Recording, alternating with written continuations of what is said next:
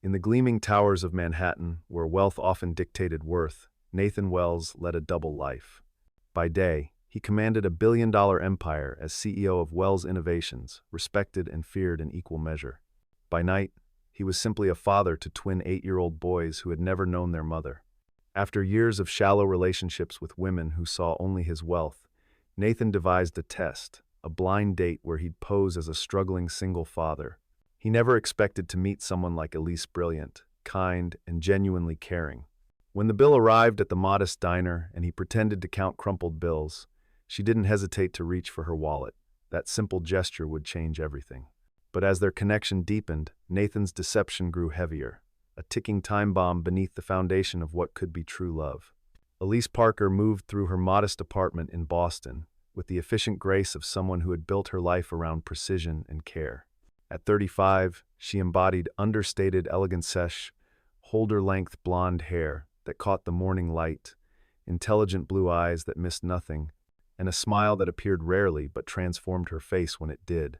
Nothing about her suggested that just 5 years ago, she had been one of the most promising financial analysts on Wall Street, her name whispered as a future industry titan. She paused before a small wooden frame on her bookshelf, touching it briefly as she did every morning, a ritual as essential as her first cup of coffee.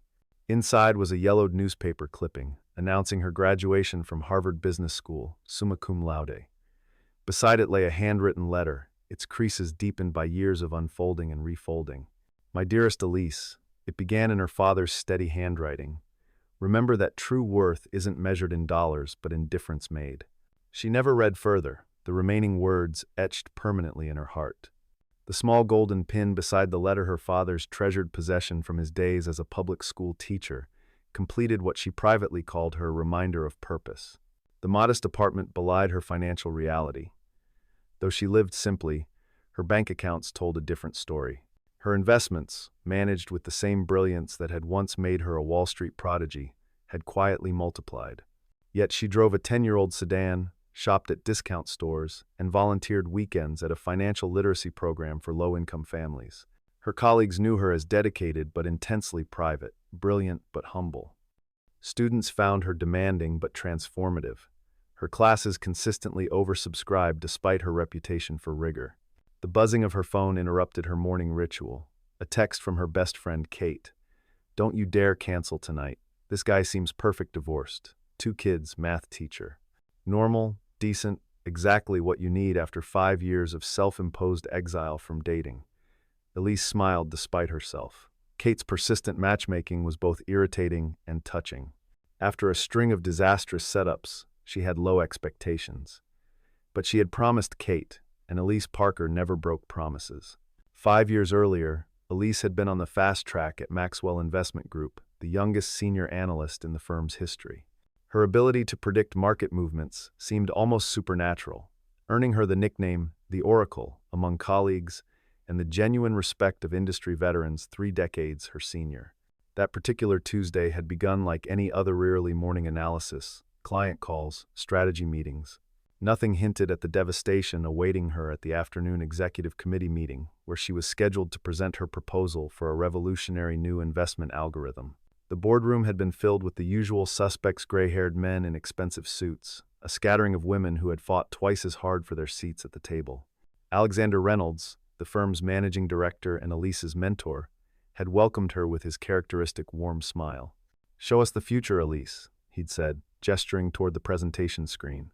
For 30 minutes, she had outlined her algorithm system that could predict market corrections with unprecedented accuracy while prioritizing ethical investments in sustainable industries.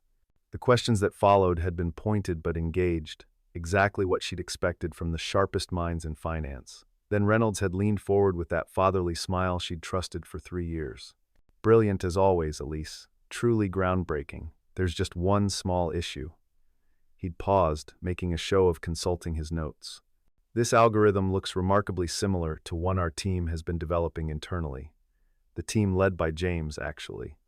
He nodded toward James Harrington, Elise's colleague and Reynolds' nephew, who had the grace to look momentarily uncomfortable. What followed was a blur of accusations, of evidence mysteriously discovered on company servers showing that elements of her work had been borrowed from James's team. her protests fell on deaf ears. By day's end, she had been escorted from the building, her access revoked, her reputation in tatters. 3 months later, Maxwell Investment Group had launched a revolutionary new investment algorithm to industry acclaim, with James Harrington hailed as a visionary genius. The betrayal went beyond professional theft. Reynolds had been more than a boss, had been a father figure since her own father's death 2 years earlier. She had trusted him completely, sharing not just her work but her dreams, her insecurities, her innovations. The worst part had been the whispers that followed, the industry rumors that she'd been fired for attempting to claim credit for others' work. Doors that had once opened eagerly for her slammed shut. The legal battle had been brief and brutal. Without access to company servers, she couldn't prove the algorithm's origins.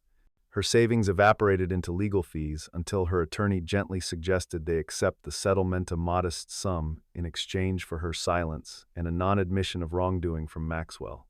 The document she signed felt like a surrender, the final betrayal of everything her father had taught her about standing up for truth. Boston, with its academic gravity and removed yet connected position to the financial world, became her sanctuary. The community college position allowed her to teach without pretense, to help students who valued education as a tool rather than a status symbol. Her private investments, managed with the same innovative strategies that had made her a rising star, grew steadily. The algorithm she'd created refined and improved in the quiet hours before dawn performed exactly as she'd predicted, though only her own modest portfolio benefited from its brilliance. The community college hallways bustled with activity as Elise navigated toward her classroom. Her introduction to financial planning course was popular, especially since she'd designed it specifically for working adults seeking practical knowledge rather than abstract theory. As she arranged her materials at the podium, she noticed a new face in the back row, an older woman clutching a notebook with white-knuckled intensity. Class proceeded as usual until the discussion turned to retirement planning. The woman in the back raised a trembling hand. "I'm 58, she said, voice wavering.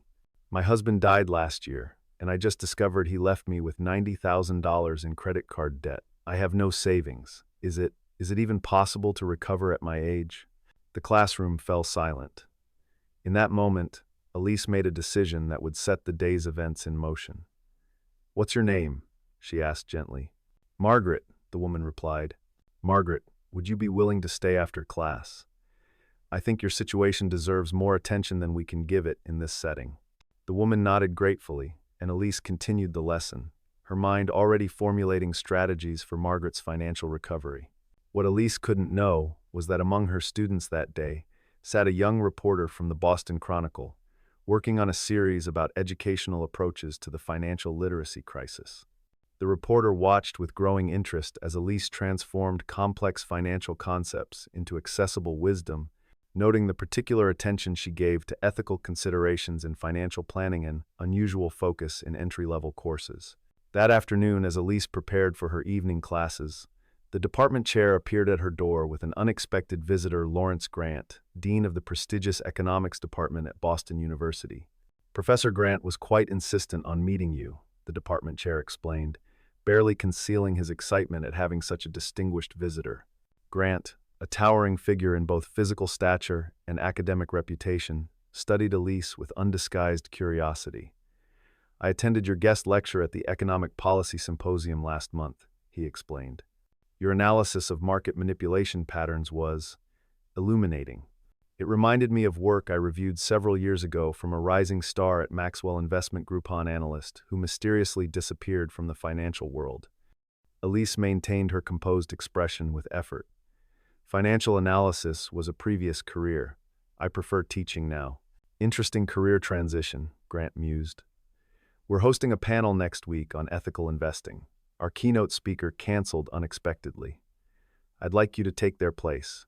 "I appreciate the offer, but—" "Before you decline," Grant interrupted, "you should know that Alexander Reynolds from Maxwell will be attending. He specifically mentioned wanting to reconnect with former colleagues." The name hit Elise like a physical blow. Reynolds, here in Boston, the architect of her professional destruction, casually arriving in the city as if he had every right to be there, which, of course, he did. She had been the one to flee, to disappear. Heat rose to her face as 5 years of carefully controlled emotions threatened to surface. I'm afraid I have prior commitments, she managed, her voice betraying nothing of her inner turmoil. Grant looked disappointed but unsurprised. The invitation remains open. Sometimes, Professor Parker, the most powerful statement is simply showing up. With a knowing look that suggested he understood far more than he was saying, he handed her his card and departed. By the time her evening classes ended, Elise was emotionally exhausted. The blind date Kate had arranged now seemed like an insurmountable challenge. She texted her friend, fingers hovering over an excuse, before sighing and putting the phone away. She had promised. And perhaps an evening of mundane conversation with a math teacher would be the perfect distraction from the day's unsettling developments. The diner Kate had selected for the date was deliberately casual, a stark contrast to the high-end restaurants where Elise had once dined with Wall Street executives. As she entered, smoothing her simple blue dress, she spotted a man matching Nathan's description sitting alone in a booth. Tall, with dark hair showing premature touches of silver at the temples, he had kind eyes and a slightly nervous smile that humanized his otherwise classically handsome features. Not at all what she had expected from Kate's matchmaking efforts. "Elise?" he asked, standing as she approached. His voice was deeper than she had anticipated, with an underlying warmth that matched his eyes. "You must be Nathan," she replied, extending her hand. "I hope you haven't been waiting long." His handshake was firm but not dominating, a small detail she couldn't help but notice after years of boardroom power plays, disguised as greetings. "Not at all. I was just wondering if I'd made a terrible mistake wearing jeans to meet a woman as elegant as you." The compliment was delivered with such genuine awkwardness that Elise found herself smiling despite her exhaustion. "Considering I spent the day lecturing in this dress, I'd say you're appropriately casual." The conversation flowed with unexpected ease, touching on everything from favorite books to childhood memories to their shared love of classical music. Not once did Nathan mention finances, status symbols, or career ambitions, topics that had dominated every date Elise had endured since her Wall Street days. When their meals arrived, Nathan told a self-deprecating story about his disastrous attempt to cook chicken parmesan for a school fundraiser. The fire department was very understanding, he concluded, eliciting a genuine laugh from Elise, the first in longer than she could remember. "Your turn," he said, eyes twinkling. "Surely a woman as accomplished as you has a few catastrophes in her past." The prompt was innocent, but it brushed against the barriers Elise had carefully constructed. For a moment, she considered her usual deflection, the practiced vagueness that kept people at a safe distance. Instead, she found herself sharing a heavily edited version of her professional downfall, describing it as a disagreement over intellectual property that had led to her career change. Nathan's response was unexpected. "It takes tremendous courage to walk away from something you've excelled at," he said thoughtfully. "Most people cling to success, even when it costs them their integrity or happiness. Whatever the circumstances, I admire that you chose to rebuild on your own terms." The simple validation from a stranger who knew nothing of her true history touched something in Elise that had been dormant for years. For the remainder of dinner, she found herself relaxing, the weight of the day's events temporarily lifted by this surprisingly genuine connection. When the check arrived, Nathan reached for it automatically, then hesitated, a flicker of calculation crossing his face. "I'm sorry," he said, his confidence wavering for the first time that evening. "Would you mind if we split this? Teaching salaries and twin boys don't exactly." He trailed off, looking genuinely embarrassed as he pulled out a worn wallet. "Of course," Elise replied immediately. Then, seeing his discomfort, she made a spontaneous decision. "Actually, please let me get this one. You can cover coffee next time, if you'd like there to be a next time." The relief and gratitude in Nathan's eyes seemed disproportionate to the modest bill, but Elise thought nothing of it, accustomed to the financial pressures of single parenthood from her students' stories. As she placed her credit card with the check, she noticed Nathan studying her with an unreadable expression. "Is something wrong?" she asked. He shook his head slowly. "Not wrong, just surprising. Most women I've dated recently would have been upset by that." "Then you've been dating the wrong women," Elise replied simply. "Money is just a tool, Nathan. It doesn't define worth people's actions do." Something shifted in his expression, a peculiar intensity, replacing his earlier relaxed demeanor. "Would you like to take a walk?" he asked. "There's a nice park nearby. The boys are with their aunt until 9, so I have a little time." The evening air was crisp as they strolled through the small neighborhood park, street lamps casting pools of golden light along the path. Nathan seemed preoccupied, his earlier conversational ease replaced by a thoughtful silence that Elise found herself reluctant to break. Finally, he stopped beside a fountain and turned to face her. "I haven't been entirely honest with you tonight, Elise," he said, his voice steady but his eyes uncertain. Her body tensed, years of betrayal conditioning her to expect the worst. "Oh," she managed, keeping her tone neutral while mentally calculating the quickest route back to her car. "I'm not a math teacher," he said, running a hand through his hair. "And while I am a single father to twins, the rest of my circumstances are different than I implied." The familiar cold weight of disappointment settled in Elise's stomach. "Another liar, another waste of emotional energy. I see," she said, already taking a step back. "Well, thank you for a pleasant evening, but I should." "My name is Nathan Wells," he interrupted, "of Wells Innovations." The name registered immediately. Wells Innovations, a technology empire valued at over $20 billion, known for revolutionary advances in renewable energy storage. Its founder and CEO was regularly featured in business publications, though Elise had deliberately avoided such reading since leaving New York. "Your..." Words failed her momentarily as the evening recalibrated in her mind. "Why would you lie about that?" Nathan's expression was a complex mixture of shame and determination. "Because every woman I've dated since my divorce has been interested in Nathan Wells, CEO, not Nathan the person. They see the lifestyle, the connections, the status, everything except me and my children. So when my sister suggested a blind date, I decided to try something different. To find someone who would respond to me, not my bank account." Anger flared in Elise's chest, bright and clarifying. "So you manipulated me, created a test I didn't know I was taking." "Yes," he admitted without hesitation. "And it was wrong. I realized that the moment you offered to pay for dinner not because you were proving anything, but because it was the kind and natural thing for you to do." "And now what?" Elise demanded, her voice tight with controlled fury. "You reveal your true identity, we laugh about your clever little experiment, and I'm supposed to be impressed? Grateful that I passed your secret character assessment." Nathan shook his head, genuine regret evident in his expression. Now I apologize unreservedly and accept that I've probably ruined any chance of seeing you again.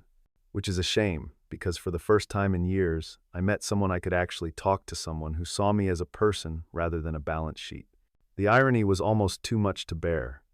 Elise, who had hidden her own financial success and professional history for entirely different reasons, being deceived by a man concealing the same aspects of his life. She should walk away immediately, end this farce of an evening before it became any more complicated. Instead, to her own surprise, she found herself asking, "Why tell me now? Why not maintain the deception for a few more dates?" "Because I liked you too much to continue lying," he answered simply. "And because I recognize something in you tonight, someone who values substance over status, just as I try to." The deception was supposed to protect me, but it felt increasingly wrong with every minute we spent together. A heavy silence fell between them, the gentle splashing of the fountain, the only sound. Elise studied the man before her, wealthy beyond imagination, yet insecure enough to create a false identity for a blind date. There was something both pathetic and deeply human about it. "I have a proposition," she said finally, surprising herself once again. "One more dinner, no pretense, no masks, just two people being completely honest about who they are. After that, we decide if there's anything worth pursuing." Relief flooded Nathan's face. "I'd like that very much." The days following her unexpected blind date with Nathan Wells became increasingly surreal for Elise. She had agreed to a second dinner this time at an upscale restaurant of her choosing, where they would meet as their authentic selves. The anticipation of this meeting mingled uneasily with growing pressure from Dean Grant to reconsider the panel invitation and unsettling rumors that Alexander Reynolds was making inquiries about her at the college. The breaking point came Wednesday afternoon when a reporter from the Boston Chronicle appeared at her office door. "Professor Parker," she began without preamble, "I'm Lydia Chen from the Chronicle. I was in your class Monday and was incredibly impressed by your approach, especially your work with Margaret Collins afterward." Elise tensed at the mention of the student she'd helped. "I appreciate your interest, but I don't do interviews." "That's exactly why I'm interested," Chen persisted. "Most financial experts with your level of knowledge are writing books or hosting seminars, not teaching entry-level courses at community colleges." And your background is fascinating: Harvard Business School, youngest senior analyst at Maxwell Investment Group, then a complete disappearance from the financial world 5 years ago. The words hit like physical blows. This reporter had researched her, uncovered the very past Elise had worked so diligently to distance herself from. "I have no comment," she said firmly, gathering her papers. "And I'd appreciate you respecting my privacy." Chen's expression softened slightly. "Professor Parker, I understand your reluctance. But my research suggests your departure from Maxwell coincided with their launch of an investment algorithm remarkably similar to work you'd presented at conferences months earlier. The same algorithm that made James Harrington's career and earned Maxwell billions." Elise froze, her carefully constructed composure threatening to shatter. "How did you—" "I specialize in financial reporting," Chen explained, "and I have a particular interest in intellectual property disputes in the investment sector. Your case has bothered industry insiders for years. A brilliant analyst who seemingly accepted defeat and disappeared." "It wasn't defeat," Elise said before she could stop herself. "It was a strategic retreat." As Chen reluctantly departed, Elise sank into her chair, her hands trembling. The careful anonymity of 5 years was crumbling. Between Grant's invitation, Reynolds' impending visit, Chen's investigation, and now her complicated connection to Nathan Wells, whose wealth and visibility were precisely what she'd been avoiding, the walls were closing in. That evening, alone in her apartment, Elise made a decision that terrified and exhilarated her in equal measure. She would not run again. She would attend Grant's panel with Alexander Reynolds in the audience. She would meet Nathan, as herself both the community college professor and the financial prodigy whose work had been stolen. And she would no longer hide the truth about either her past or her ongoing work. The following evening, as Elise entered the restaurant Nathan had selected for their second date, she felt strangely calm. She had chosen her outfit carefully, a simple but elegant black dress that could belong to either a professor or an investment genius, paired with her mother's pearl necklace and her everyday watch rather than the luxury timepiece she kept in a safe deposit box. Nathan was already seated, rising as she approached. Gone was the carefully cultivated casualness of their first meeting, replaced by the confident bearing of a man accustomed to commanding rooms. Yet his smile remained the same, warm, slightly nervous, genuinely pleased to see her. "Thank you for coming," he said as they sat. "I half expected you to cancel." "I considered it," Elise admitted, "but I realized I'm tired of partial truths." Over the next 2 hours, as they shared an excellent meal neither really tasted, Elise and Nathan exchanged the unvarnished truth of their lives. He spoke of his meteoric rise in the tech sector, the loneliness of extreme wealth, his disastrous marriage to a woman who had seen him as a lifestyle rather than a partner, and his determination to raise his sons with values that transcended their privileged circumstances. Elise, in turn, revealed everything: her brilliant career at Maxwell, Reynolds' betrayal and theft of her algorithm, her decision to disappear rather than wage a public battle she couldn't win, and her quiet rebuilding of both her life and her financial innovations. She explained how teaching fulfilled her in ways Wall Street never had, while her private investments allowed her to test and perfect the very systems that had been stolen from her. "So you're telling me," Nathan said when she finished, genuine amazement in his voice, "that you're not only a brilliant professor changing lives one student at a time, but also possibly one of the most successful private investors in the country?" Elise smiled faintly. "I don't track rankings, but my returns would suggest I'm in the top percentile. The irony is that the algorithm Reynolds stole was just the foundation. What I've built since then is exponentially more powerful and more ethically focused." "And no one knows? You've never been tempted to go public, to vindicate yourself?" "What would be the point?" she asked. "To prove I'm smarter than the people who betrayed me? I already know that. To reclaim status in a world that values appearances over substance? I've seen behind that curtain, and there's nothing there I want." Nathan shook his head slowly, admiration evident in his expression. "You may be the most remarkable person I've ever met, Elise Parker," says the billionaire who pretended to be a math teacher to find an authentic connection, she replied dryly, though her eyes softened the words. As they parted that evening, Elise felt something she hadn't experienced in years, the particular weightlessness that comes with being fully known and accepted anyway. Nathan had seen all of her: the brilliant analyst, the dedicated teacher, the wounded survivor still healing from betrayal, and his interest had only deepened. The day of the panel arrived with crystalline autumn clarity. Elise dressed with deliberate Carrier-tailored charcoal suit that acknowledged the academic setting while projecting the competence of her Wall Street days. Around her neck, she wore her mother's pearls. In her pocket, her father's golden pin, not displayed, but carried as a talisman. Boston University's economics building hummed with activity as distinguished guests arrived for what had been advertised as a discussion on ethical investing in a global economy. Elise arrived early, reviewing her notes in a small anteroom while trying to quiet the thundering of her heart. When Dean Grant appeared to escort her to the stage, she rose with a composure that belied her inner turmoil. "We have quite the turnout," Grant remarked as they walked, including some unexpected additions to the audience. "Alexander Reynolds is here, as I mentioned might be the case. But so is Nathan Wells of Wells Innovations, quite a coup for our department to attract his attention." Elise nodded, betraying nothing of her prior knowledge. "It speaks to the importance of the topic." The auditorium fell silent as the panel was introduced. Seated between a Nobel laureate economist and the head of an international sustainable investment fund, Elise felt the weight of scrutiny from the packed audience. In the third row, exactly where he had promised to be, sat Nathan, his encouraging smile a beacon in the sea of unfamiliar faces. And there, in the front row, was Alexander Reynolds, salder than she remembered, but with the same predatory alertness in his eyes as he registered her presence with visible shock. For the first hour, the panel proceeded as planned, each expert addressing aspects of ethical investment strategies. When Elise's turn came, she spoke with measured confidence about the integration of ethical considerations into algorithmic trading, carefully avoiding any direct mention of her work at Maxwell, while making it abundantly clear to anyone with industry knowledge exactly what she was describing. During the Q&A session that followed, a hand rose from the third row. "Nathan Wells, Wells Innovations," he introduced himself, causing a ripple of excitement through the audience. "Professor Parker, your approach to ethical algorithm design is fascinating. I wonder if you could elaborate on how such systems might be applied to detect and prevent market manipulation, particularly the kind that stems from intellectual property theft within financial institutions." The auditorium went completely silent. Elise met Nathan's gaze steadily, noting the slight nod he gave her, encouragement without pressure, support without interference.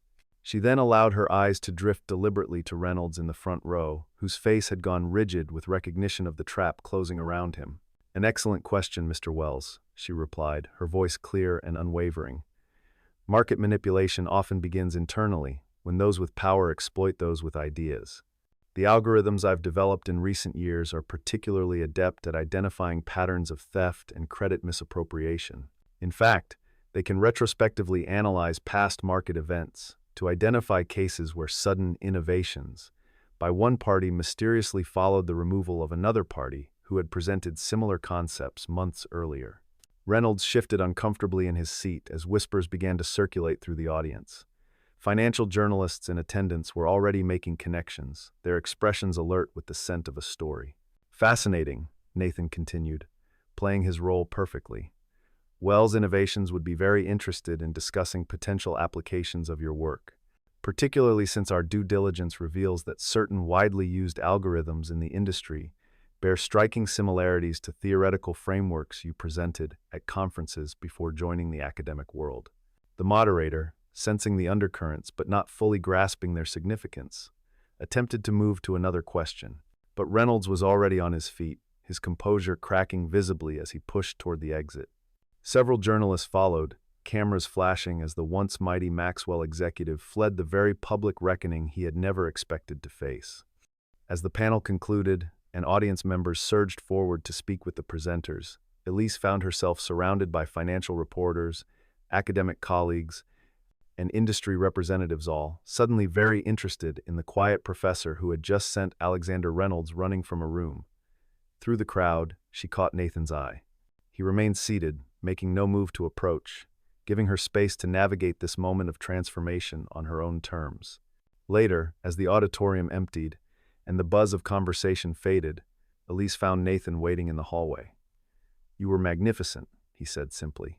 "We were," she corrected. "Thank you for giving me the stage rather than taking it." "I know better than to step on a masterpiece in progress," he replied with a smile. "Though I should warn you, by tomorrow morning, the financial world is going to be very interested in Elise Parker's return from exile." She nodded, surprising herself with her lack of dread at the prospect. Let them come. I'm not hiding anymore. As they walked together toward the exit, Nathan hesitated. There's something else I should tell you.